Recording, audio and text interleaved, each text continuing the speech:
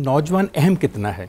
अभी आपने भी अपने इंट्रो में, डॉक्टर मोइन निज़ामी साहब ने भी इंट्रो में जो फरमाया कि दुनिया का जो सबसे बड़ा इनकलाब हम देखते हैं जो ख़ातमुन नबीय्यीन हज़रत मोहम्मद मुस्तफ़ा सल्लल्लाहु अलैहि वसल्लम की ज़ात अक़दस की वजह से इस पूरी कायनात में, तमाम कायनातों में आया। उसकी जो बागडोर आपने दी वो आपने नौजवानों के हाथ में दी। इतने ही नाम है जो मैं ले सकता हूँ अगर वक्त की किल्लत ना हो तो।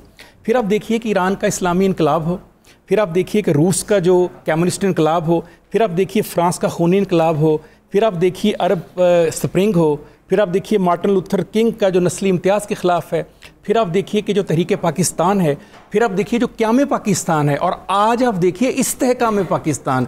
ये सारे के सारे नौजवान के कंधों के ऊपर खड़े हैं। ऐसा ही लेकिन जैसे कि आपने कहा कि जनरेशन जी और जनरेशन अल्फ़ा और बीटा के ऊपर बहुत बड़ा एक उनके कंधों के ऊपर बोझ इसलिए है कि उन्होंने 25 साल में वो तब्दीली देखी जो शायद पीछे 250, 300, 400 साल में किसी ने इतनी जल्दी तब्दीली नहीं देखी। तो मैं बहुत मुख्तसरन आपको 5 मीम बताने लगा हूं जो सोशियोलॉजी की ज़ुबान में सबसे अहम है।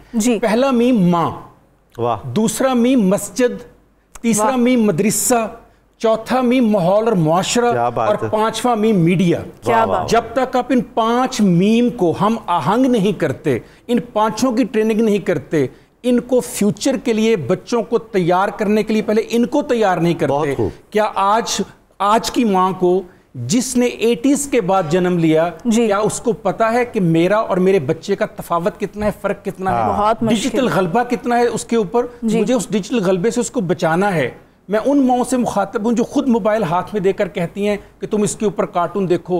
कल वही बच्चा जब बड़ा होकर मोबाइल नहीं छोड़ता कहते हैं जी सोसाइटी के साथ हम आहंग नहीं हो रहा, बात नहीं कर रहा। ऐसा ही है। फिर वो मौलवी जो मस्जिद में बैठा है, क्या उसको पता है कि आज वो AI के दौर में जी रहा है, आज वो डिजिटल पीरियड में जिंदा है? क्या उसने मस्जिद और मिंबर का इस्तेमाल किया उन बच्चों को लाने के लिए वहाँ पर? वो कब आएगा जब आप वो ग्रामर इस्तेमाल करेंगे, जो अल्फाज इस्तेमाल करेंगे, वो आप टर्मिनोलॉजी इस्तेमाल करेंगे जो ज़रूरत है। नंबर 3 मदरसा। मेरे मदरसे का जो पढ़ाने वाला है वो यकीनन बहुत साहिब इल्म है, लेकिन उसका इल्म 80s और 90s तक महदूद है।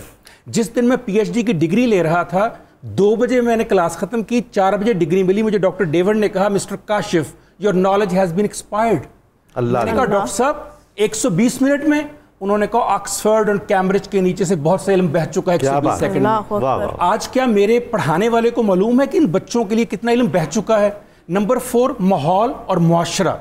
क्या ये माहौल और मुआशरा इन बच्चों के लिए बेहतर है जिनको हम भेज रहे हैं जनरेशन जी कहकर और अल्फा कहकर?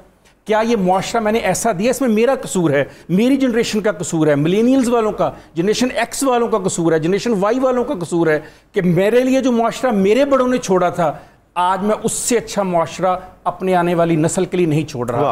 और आखिरी बात जो मैंने की, मीडिया। कितना मीडिया है जो बात करता है इस मौजू के ऊपर जिस पर आपने रखी, जो सबसे इंपॉर्टेंट दुनिया में जिसको ह्यूमन एसेट कहा जाता है, ह्यूमन डेवलपमेंट कहा जाता है, वो नौजवान नस्ल है। कितनी बदकिस्मती है कि हमारे यहाँ टीवीज के ऊपर, मीडिया के ऊपर सबसे कम वक्त नौजवानों के प्रोग्राम्स के ऊपर और उनकी तरबियत के ऊपर दिया जाता है। आप इन 5 मीम को ठीक कर लीजिए, नौजवान बिल्कुल ठीक हो जाएगा। बहुत खूब, बहुत शुक्रिया।